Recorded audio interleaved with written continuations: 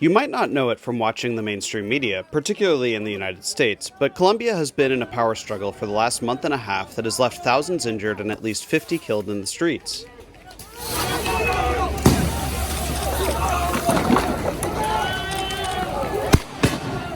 The protest began when the Colombian government, which is generally understood as right-wing and backed by the United States, sought to introduce new taxes that would primarily affect the working class. The proposal was swiftly cancelled, but the movement had already begun. News to Share contributor Maranie Staab visited Bogotá to get an on-the-ground perspective of the action, which happens against the backdrop of 100,000 COVID deaths in the nation. So the protest began on April 28th when Duque, the government, proposed a new tax law. And that was the proverbial final straw in a lot of ways. That tax reform was rescinded just 4 days later, but the protests continued. They're in their 6th or their 7th week right now, and they show no signs of stopping.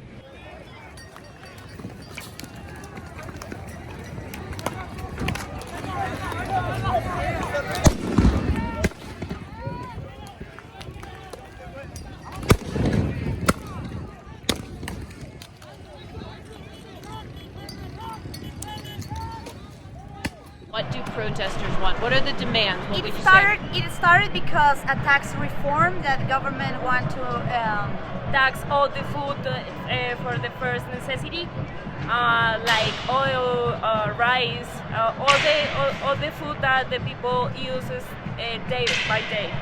So they wanted to put taxes to that, so they started protest because of that.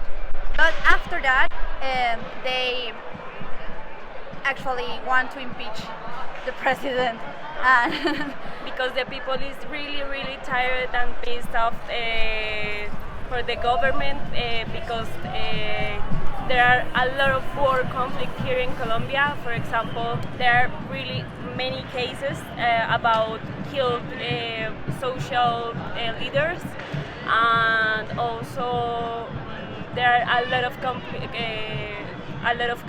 with paramilitarism people. Last protestings were just the organizations, but in here, people, just neighbors, a lot of people that is not in an organization is protesting right now, and they are not tired, and they are not. We are feeding actually them. So I think that maybe this is going to be for a long time. And also I think that many people lose their jobs because all pandemic stuff, and that's that's one of the main reasons that they are here protesting.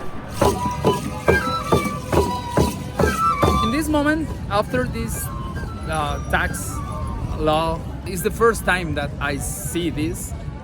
A lot of cities in the streets making barricades, yelling against the government, fighting against the police, fighting with stones, with rocks, against even guns and bullets,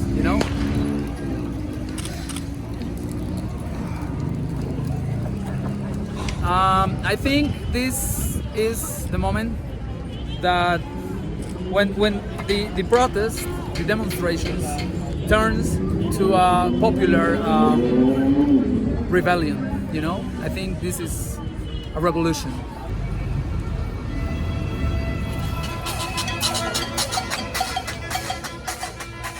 Daytime demonstrations largely looked like marches or rallies, but for the most part they remained energetic but peaceful, is what I would say.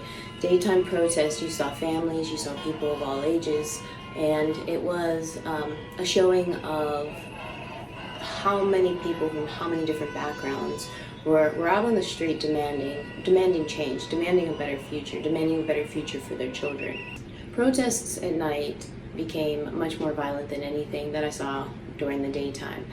What would happen would be a group of several hundred, usually protesters, would confront riot police or ESMAD officers that were standing in front of the transportation building.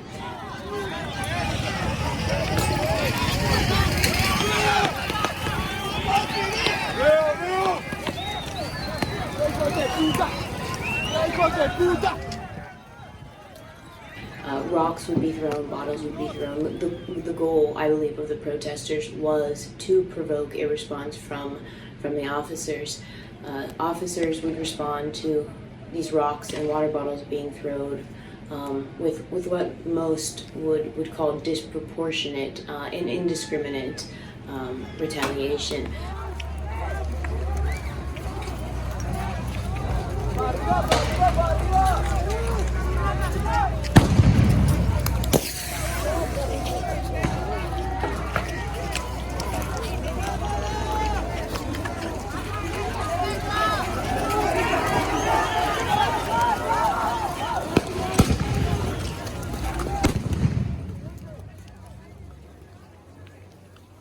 So in Bogotá, most nights, what was experienced was heavy tear gas, less lethal munitions such as pepper balls or beanbag rounds, and the use of a water cannon.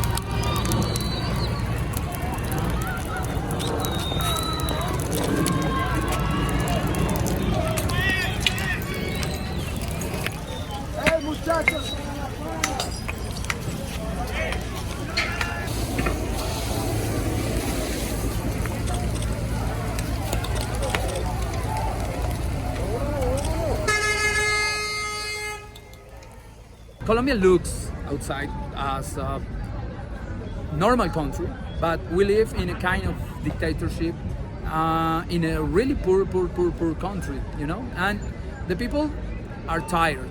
The people need a change, a real deep change. But I'm thankful for international community that it's been here, and I'm actually very thankful for international press because you help us to show international community what is happening right now in here, and not with our media that is terrible media because they are with the government and they are trying to hide some things that are happening here, like police abuse. So as of today, the Biden administration has been largely silent on what has been happening in Colombia.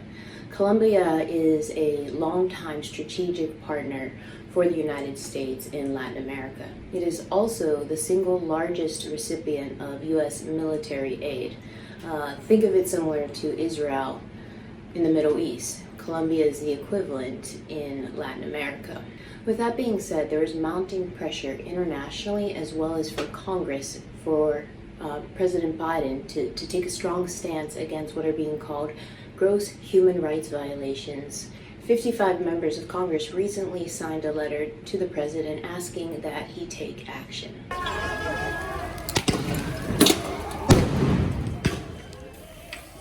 The conflict in Colombia has a complicated relationship to the United States, challenging the Biden administration at the intersection of strategic geopolitical partnership and human rights on the ground.